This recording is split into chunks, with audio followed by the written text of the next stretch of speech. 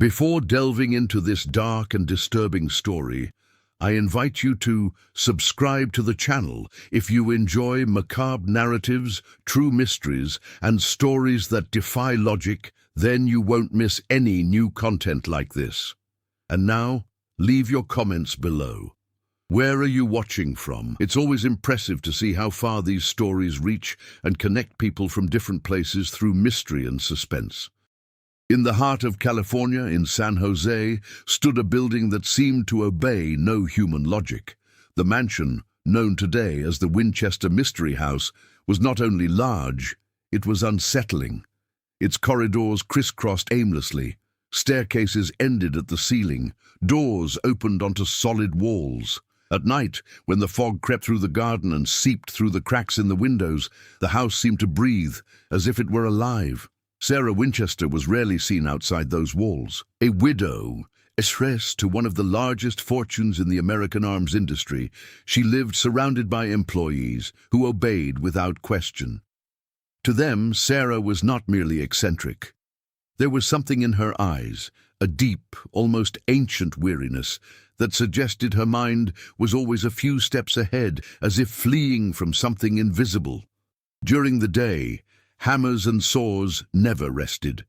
Workers toiled in continuous shifts, modifying the house without a clear plan.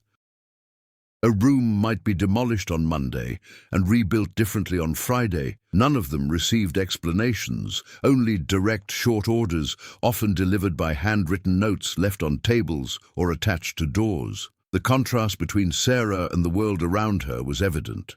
While San Jose grew, modernized, and welcomed new families and businesses, that house seemed isolated in time. The townspeople whispered. They said the widow had gone mad after losing her husband and daughter. Others claimed she built it to hide, not from people, but from something that couldn't be seen. The antagonist in that story had no defined face. It wasn't a man, nor an institution, nor even a declared threat. It was the persistent idea that every wall erected had a hidden purpose. Something compelled Sarah to continue, something that didn't allow for pauses. When one wing was finished, another needed to be built immediately, as if interruption were dangerous. One night, one of the gardeners noticed lights on in parts of the house that had been sealed off days before. He heard no footsteps, no voices, only the distant sound of wood being cut, even though no one was working at that hour. The following morning, Sarah ordered that wing to be completely renovated, altering doors, windows, and hallways. The gardener never mentioned the incident again. Sarah avoided doctors, journalists, and religious figures. She refused visitors. Her meals were eaten in silence, always at the same time. Sometimes she would change rooms without warning, sleeping in a different place in the mansion each night. To those observing from the outside, it seemed like fear. To those who lived with her, it seemed like strategy. There was an invisible conflict guiding every decision. The fortune that gave her power also bound her. Each dollar allowed her to build more, but it also seemed to demand something in return. The house grew like a labyrinth, and with it grew the feeling that it wasn't just about architecture, but a desperate attempt to reorganize something that had long since spiraled out of control. There were no long speeches about guilt or destiny. Sarah rarely spoke about the past, but her actions spoke for her. Each hammer blow seemed like an answer, each dead-end corridor a denial, each useless staircase a calculated detour. Doubt lingered constantly. Was she trying to protect herself or imprison something within those walls? And even more disturbingly, what would happen if construction stopped? San Jose, at the end of the 19th century, was a city in transition. The smell of freshly cut wood mingled with that of machine oil, a sign of a place growing too fast to reflect on its own past. The streets filled with workers, merchants, and families seeking opportunities, but there was one part of the city that remained isolated, almost ignored. Sarah Winchester's mansion did not participate in that progress. It observed it from a distance, as if anchored in another reality. Even located on the outskirts of San Jose, the house seemed to exist beyond the city's reach. Inside the mansion, the world operated according to its own rules. There were many servants, but they rarely stayed for long periods. Not for lack of pay, the salaries were generous, but because of a constant feeling of unease. It wasn't explicit fear, but rather a disquiet, difficult to name. Doors that yesterday led to the garden now opened onto walls. Corridors changed length without warning. Maps of the house became useless in a matter of days. Sarah Winchester was the silent center of that universe. She didn't impose herself through her voice, but through the predictability of her demands. She always woke before dawn. She walked long distances through the corridors, as if checking something invisible to others. She observed minute details: a doorknob out of place, a step the wrong height, a window positioned a few centimeters higher than normal. When she found something that didn't satisfy her, she didn't argue. She simply ordered it to be redone. Her past was rarely mentioned, but it shaped every gesture. The inherited fortune came with a symbolic weight that everyone seemed to feel, even without understanding. For Sarah, money wasn't comfort. It was a tool. Each new wing built seemed to fulfill a need known only to her. There was no ostentation. There was no pursuit of beauty. Everything was functional within a particular, almost ritualistic logic. The secondary characters cautiously orbited this center. There was the foreman, a practical man accustomed to grand projects, but who had never felt so lost. He followed orders without understanding the ultimate purpose, adjusting to constant changes. His motivation was simple: keep the job, support his family, not ask questions. Even so, he began to notice strange patterns, renovations always starting after certain nights, specific areas being altered repeatedly, as if something needed constant correction. The maids whispered rumors. They spoke of footsteps in the early morning hours, of doors closing by themselves, of bells ringing when no one was around. None of them claimed to fully believe these stories, but they all changed their route when crossing certain corridors. The local culture, marked by a mixture of industrial rationalism and superstitions brought by immigrants, fueled these interpretations. The house became a point of convergence between ancient fear and emerging modernity. The antagonism in the story deepened precisely there, not in a specific figure, but in the constant pressure that pushed everyone forward. The household demanded continuity. To stop meant breaking a fragile balance. Sarah seemed to understand this better than anyone. Her behavior wasn't chaotic. It was methodical. Each decision arose at the exact moment, as if responding to stimuli that others didn't perceive. The environment shaped the characters. The architectural labyrinth influenced simple choices, such as the path to the kitchen or the time needed to reach a room. This daily disorientation created dependence on Sarah's orders, reinforcing her central role. At the same time, it isolated her even further, as no one could fully keep up with her in that constantly changing world. There were no lengthy explanations, no dramatic confessions. Sarah's past remained fragmented, revealed only by stored objects, locked rooms, and avoided wings.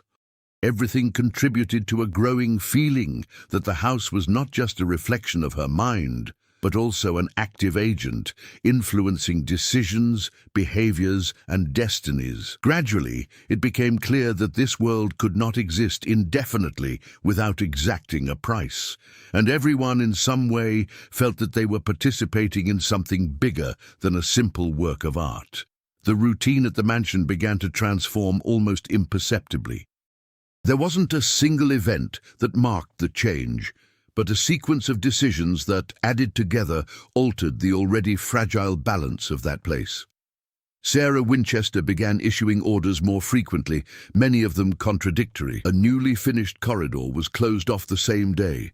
A meticulously constructed staircase was dismantled before anyone could use it. The pace of construction accelerated, and with it grew the tension between those who lived and worked there.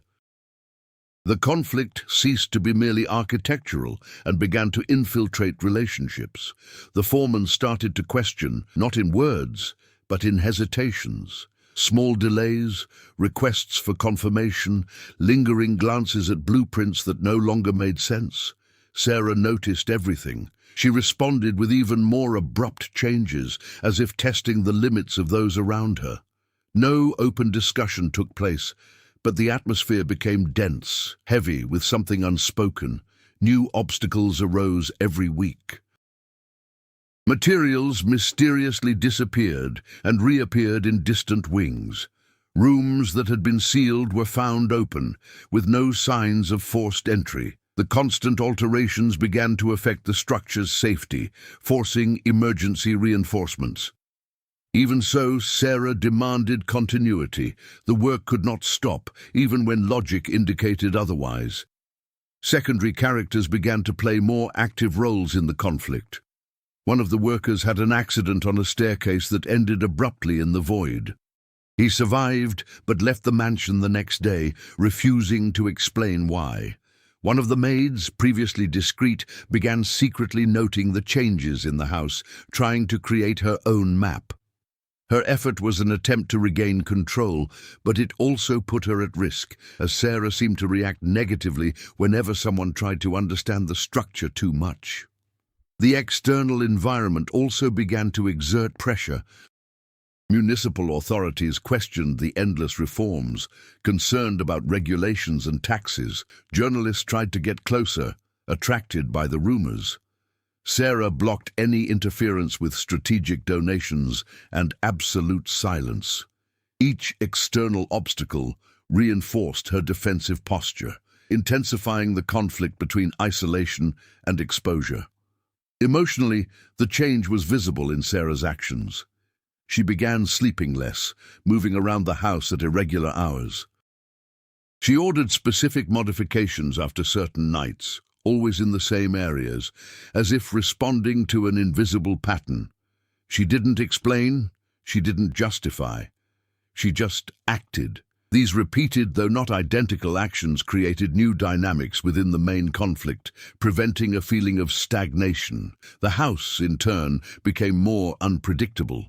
The constant sound of construction was no longer merely functional. It seemed part of a continuous pressure. Hammers echoed at unusual hours, creating a rhythm that affected everyone's mood and behavior. The feeling of being watched, though never confirmed, influenced simple decisions, such as staying in one room or avoiding another. The central conflict intensified precisely because it lacked a defined form. There was no visible enemy to confront, only the escalating consequences of past choices. Each new wing built seemed to solve an immediate problem, but created two others in its place. Sarah seemed to accept this cycle, while the others struggled to keep up. Tensions reached a new level when an unexpected order was given. An entire section of the mansion was to be isolated and modified simultaneously, something logistically almost impossible. Even so, no one refused.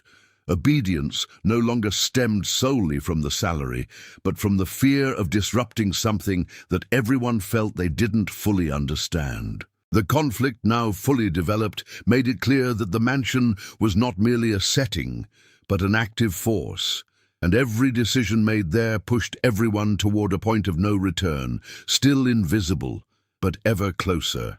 As construction progressed rapidly, small parallel stories began to intertwine with the central conflict, adding silent layers of tension to the mansion. None of them existed in isolation. All revolved around the same obsessive need for continuity, as if the house demanded constant attention from everyone who crossed its corridors. The first subplot emerged among the older workers. Some had worked there for years, long enough to notice patterns that weren't apparent to newcomers.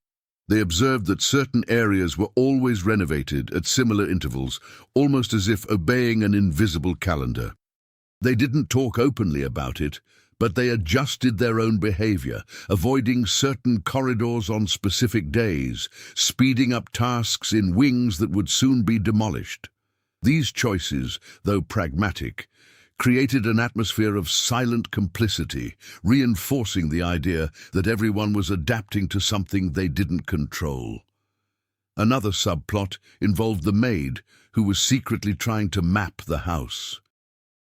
Her records weren't just technical. They included times, sounds, and temperature changes in specific rooms. Over time, she realized that her notes coincided with Sarah's orders. Whenever a space showed unusual changes, it soon became the target of renovations. This discovery brought a new complexity. The house seemed to react even before human decisions, and Sarah was merely responding to these signals. The danger increased as the maid approached this conclusion, as her curiosity threatened to break the dynamic of ignorance that kept everyone relatively safe. There was also the external subplot, almost invisible but constant. The city was advancing towards the mansion. New roads, closer neighbors, curious glances. This advance imposed real temporal pressure. Soon, isolation would no longer be possible. Sarah seemed to anticipate this, accelerating the construction even further, as if she were racing against a deadline known only to her. Each new wing erected was a direct response to the approach of the outside world. Personal relationships within the mansion also became more complex. The foreman, previously distant, began protecting certain workers, redistributing tasks to avoid accidents in unstable areas. This gesture, though silent, created a secondary conflict.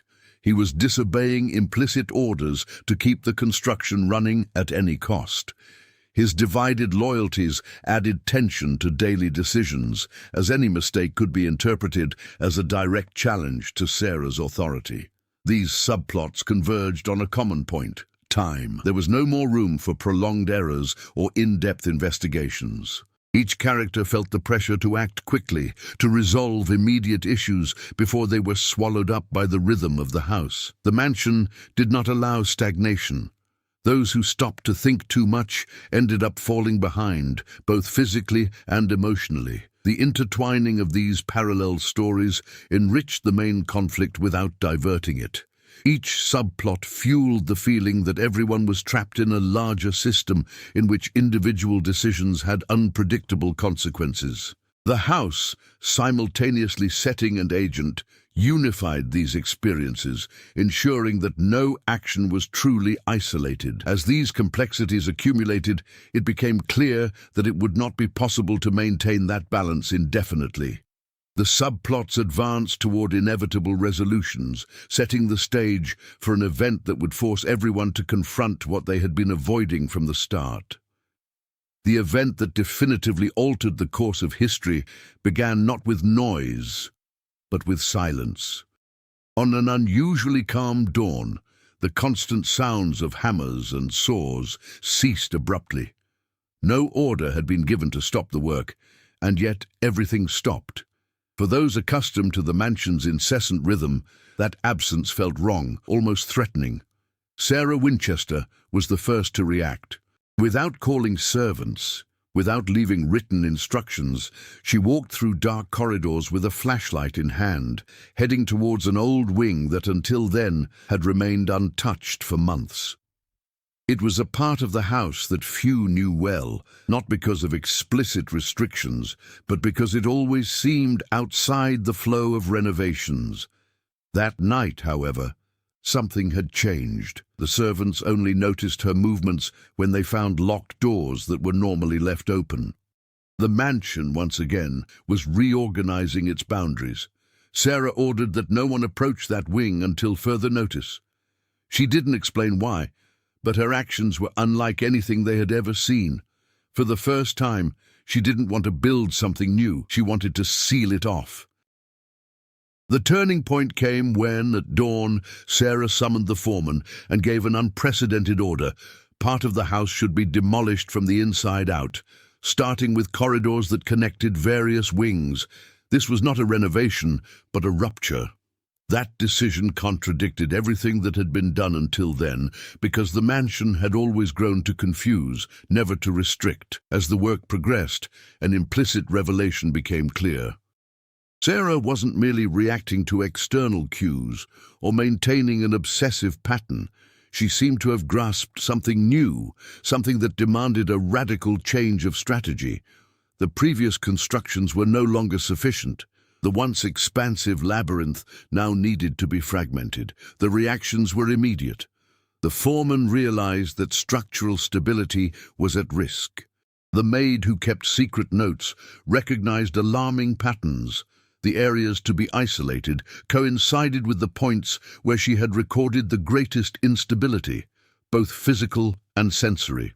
For the first time, Sarah's actions seemed to confirm everyone's silent fears. The central revelation didn't come in words, but in consequence. In attempting to seal off that wing, the house responded unexpectedly.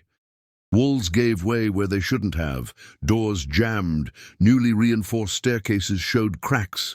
It was as if the mansion resisted the attempt at containment, revealing that constant expansion was not just a choice, it was a condition. Sarah watched everything without showing surprise. Her emotional reaction was not fear, but urgency. She sped up the orders, demanding total isolation of that area, even if it compromised the rest of the structure. It was clear that something had been understood too late.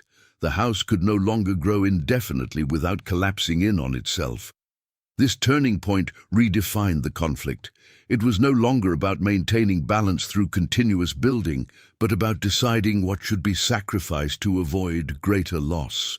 The mansion, once an instrument of control, had become an entity that needed to be confronted on its own terms. From that moment on, everyone knew, even without saying it aloud, that there was no turning back. The decisions made there would determine not only the future of the house, but the fate of everyone who still remained inside.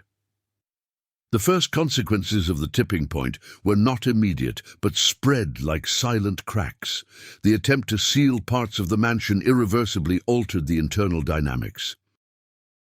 Routes previously used daily disappeared, forcing everyone to take longer and more dangerous journeys. The simple act of crossing the house now required constant attention, as if each step could trigger something out of control. Sarah Winchester intensified her physical presence. She began circulating among the workers during the day, closely observing each internal demolition. Her posture conveyed urgency, not authority. Orders came quickly, sometimes incomplete, forcing the foreman to interpret intentions instead of following clear instructions. This generated errors, rework, and increasing burnout. Automatic obedience began to give way to cautious reactions. Among the employees, the impact was emotional before it was practical. Some resigned immediately after the first internal demolitions, citing vague reasons. Others remained, but changed their behavior. They avoided working alone, refused night shifts, and observed the environment with open distrust. The house had ceased to be merely strange. It had become unstable, unpredictable. The maid who kept secret records realized that her notes no longer kept pace with the changes. The mansion was reacting faster than she could document. Sounds emerged in newly isolated areas, and vibrations were felt in floors that were not being worked on. Her attempts to understand gave way to a practical decision: to hide the records, as if the simple act of observing had become dangerous. Externally, the consequences also manifested themselves. Authorities intensified inspections following anonymous complaints about structural risks. Inspections began to be announced, pressuring Sarah to justify works that did not follow conventional standards. In response, she began to act even more quickly, authorizing nighttime changes to anticipate questions. Each external interference generated a more extreme internal reaction. The foreman faced his greatest personal conflict. To maintain minimum security, he began delaying certain orders, reinforcing structures before carrying out required demolitions. These decisions protected lives, but contradicted the pace set by Sarah. The tension between them became visible, not in direct confrontations, but in prolonged silences and unexplained changes in roles. Sarah's reactions revealed a progressive decline in her health. She slept little, ate poorly, and seemed to measure time not in days but in events. Each consequence generated a new immediate action, with no room for evaluation. The logic had changed. It was no longer about maintaining control, but about responding quickly to an imminent collapse. The mansion, now fragmented, reflected this state. What was once an expansive labyrinth had become a collection of interrupted spaces full of improvised detours. This fragmentation directly affected relationships. Conversations were interrupted by changes of route. Simple tasks required constant coordination, and any mistake had an immediate impact. The consequences of the tipping point solidified a new reality. Everyone understood, albeit in different ways, that the situation had exceeded the limits of what was manageable. There was no longer comfort in repetition nor security in continuity. The only option left was to react, while time became the scarcest resource of all. The phase that followed demanded changes that could no longer be postponed. To continue, it wasn't enough to react. It was necessary to adapt consciously. Sarah Winchester was the first to alter her behavior. For the first time since the beginning of construction, she reduced the number of simultaneous orders. Instead of expanding or sealing off areas randomly, she began to concentrate efforts on specific points, chosen with almost surgical precision. This subtle change indicated a new type of control, no longer based on the quantity of work, but on the quality of the interventions. The protagonist's growth manifested itself through practical actions. Sarah began to accept structural reinforcements suggested by the foreman, something unthinkable before. There was no explanatory dialogue, only tacit consent. This cooperation redefined the dynamic between them. The foreman, in turn, assumed a more active role, reorganizing teams and establishing minimum safety protocols. It was a silent overcoming of the initial fear, replaced by responsibility. The employees who remained also underwent a transformation. Those who previously only obeyed began to anticipate problems, adjusting routes and schedules without needing direct orders. A kind of collective intelligence was created, shaped by necessity. Growth did not come from total understanding, but from the ability to act despite uncertainty. Sarah demonstrated her evolution by abandoning certain repetitive patterns. She stopped changing rooms every night and began staying in a specific, albeit unstable, wing.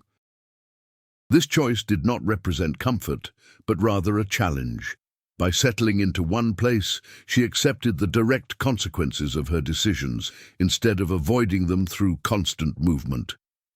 New challenges arose just when the team believed they had achieved some balance.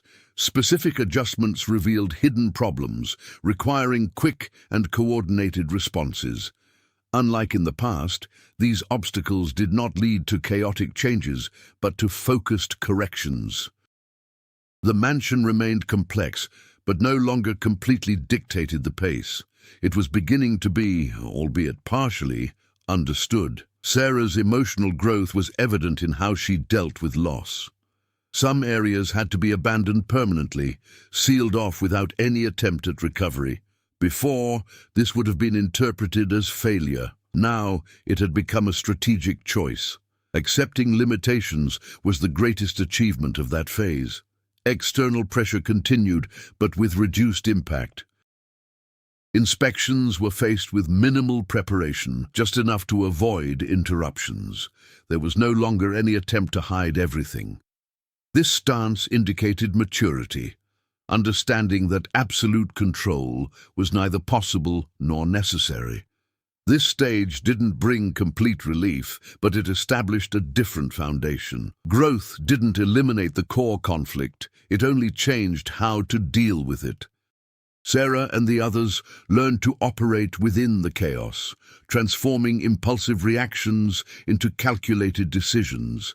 This new equilibrium, fragile yet functional, prepared everyone for what was yet to come. The period of relative stability did not last. The changes implemented during the recovery phase created a new type of tension, quieter but more dangerous. Now that the mansion was no longer growing haphazardly, every decision carried more weight. There was no more room for endless corrections. Every choice had to work. Sarah Winchester began personally reviewing critical points in the house at dawn and dusk. It wasn't obsessive vigilance, but strategic checking. She knew time was running out. Certain areas showed signs of irreversible structural fatigue, and keeping them active was a calculated risk. The focus became preparation, reducing variables before the final conflict manifested. Pending subplots began to unravel. The maid who kept the records decided to hand over her incomplete maps to the foreman, not as an explanation, but as a tool. This action ended her role as a secret observer and placed her directly at the center of the decisions. The maps didn't explain the house, but they revealed enough patterns to anticipate flaws. With this, one of the biggest sources of tension, absolute ignorance, was partially neutralized. The foreman, in turn, focused his efforts on creating unique circulation routes. Redundant corridors were closed, access points simplified, and unstable staircases isolated. These measures were not intended to make the mansion comprehensible, but controllable. Each closure accelerated the narrative pace, eliminating detours and pushing everyone toward an inevitable confrontation. External pressure reached its peak. An official notice announced a final inspection with a real possibility of closure. This date imposed a clear limit. For the first time, there was a concrete deadline. Sarah reacted not with expansion or escape, but with total concentration. All decisions began to converge on a single point in the house, the central wing, where old and new structures intersected in a more fragile way. Tension grew without the need for major events. Silence returned to dominate certain periods of the day, interrupted only by occasional adjustments. Every sound had meaning. Every vibration was analyzed.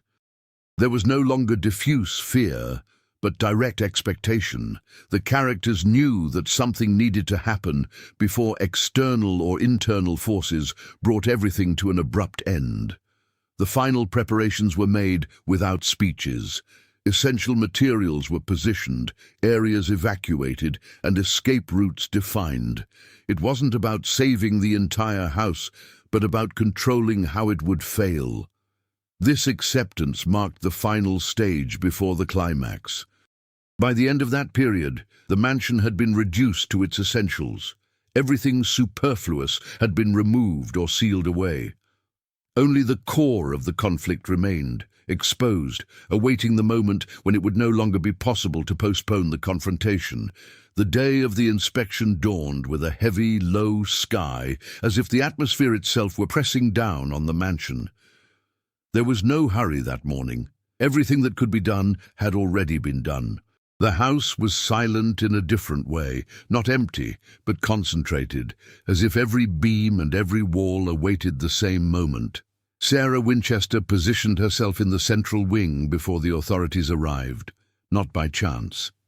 It was there that old structures intersected with recent reinforcements, forming the most sensitive point of the entire construction. The foreman remained nearby, alert to any sign of failure. The others had been moved away. The climax didn't require an audience. The inspection began in a perfunctory manner, but soon revealed its true purpose. The questions weren't aimed at understanding the house's logic, but rather at finding its limits. Each tap on the floor, each measurement, each technical observation accumulated pressure. The mansion resisted, but not without cost. Cracks emerged where there had previously been silence. Small fissures appeared, discreet but permanent. The decisive moment came when an isolated area, considered stable after reinforcements, partially gave way. There was no total collapse, just enough to expose the interior of the structure, old beams mixed with new supports, starkly revealing all the layers of past decisions. This was not a recent mistake. It was the inevitable result of decades of continuous adaptations. The turning point wasn't the failure itself, but Sarah's reaction. Instead of ordering immediate repairs, she did something unexpected. She authorized the permanent isolation of that section, accepting the loss without attempting repairs. It was the first time she hadn't fought against the collapse. This decision interrupted the chain reaction that always followed each problem. Technically, the house failed. Narratively, Sarah won. By allowing part of the mansion to be sacrificed, she broke the cycle that demanded endless expansion or correction. The inspection was suspended, not because of complete approval, but because it was impossible to proceed safely. The central conflict was resolved not by maintaining absolute control, but by the conscious choice to abandon what could no longer be sustained. The protagonist's transformation became visible at that moment. Sarah was no longer guided by the fear of stopping or the need to respond to every signal. Her final action was one of strategic acceptance. The antagonism, the constant pressure to continue, lost its power the moment it ceased to be obeyed. The climax ended neither with total ruin nor with an obvious victory. It ended with a different kind of silence, a stable one. The mansion remained standing, but incomplete, and this incompleteness, paradoxically, was the only possible outcome. After the climax, the mansion entered a phase of unprecedented quiet. There was no longer the constant sound of tools, nor orders arising at any hour of the day. The isolated areas remained closed, accepted as definitive losses. The house was not finished, but it was no longer in transformation either. For the first time, a final state was possible, albeit imperfect. Sarah Winchester drastically reduced her presence in spaces previously considered critical, not out of fear, but by choice. She concentrated her routine in a stable part of the mansion, keeping her distance from the sacrifice sections. This choice altered her relationship with the environment. The house ceased to be a constant battlefield and became a place of controlled coexistence. There was no complete comfort, but there was predictability. The consequences for the other characters were equally definitive. The foreman ended his work after ensuring the minimum safety of the remaining structures. His departure was not marked by public recognition, but by silent relief. He had fulfilled his role by transforming improvisation into containment. The remaining workers were gradually dismissed as the need for intervention disappeared. Externally, the authorities recorded the situation as resolved within the realm of possibility. The mansion remained standing, but with clear restrictions. There would be no further expansions, only basic maintenance. Public curiosity waned, replaced by an ambiguous acceptance. The house remained strange, but it was now seen as a closed case, not an expanding mystery. Sarah's narrative arc concluded coherently with her journey. She didn't overcome the past nor find explicit redemption. What she achieved was something more subtle, the ability to break a cycle. By accepting that not everything could be corrected or contained, she redefined the sense of control that had guided her actions for so long. The long-term consequences became visible in the details. The remaining corridors retained their complexity, but without constant changes. The silence ceased to be threatening. The once unpredictable house stabilized within its own boundaries. The world around it moved on, and the mansion remained as a vestige of a struggle that no longer needed to continue. The story didn't end with complete explanations, but with a practical resolution. The conflict was ended not by destruction or total victory, but by the conscious acceptance of the consequences. And that, for everyone involved, was the most realistic outcome possible. Years later, the mansion remained silent, preserved in its incomplete state.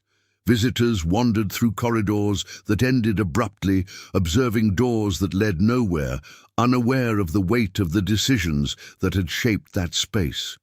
To them, the house was curious, eccentric, almost playful. Sarah Winchester was rarely mentioned. Her name had become part of the structure, not the conversation.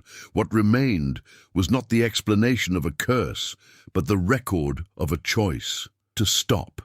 The house remained standing not because it had overcome something invisible, but because someone decided not to continue fighting the inevitable. Now that you've reached the end of this story, consider what was implied. Not every conflict ends with a clear victory or a definitive explanation. Sometimes the most powerful decision is knowing when to stop, when to accept limits, and when to move forward even without all the answers. If this narrative sparks something in you, curiosity, discomfort, or reflection, share your interpretation. What do you believe truly motivated Sarah Winchester? Was the house merely a reflection of human choices, or was something deeper at stake? Leave your comment. Share this story with those who appreciate dark and realistic narratives, and follow along for more stories where the mystery lies not only in what happens, but in what we choose to do in the face of it.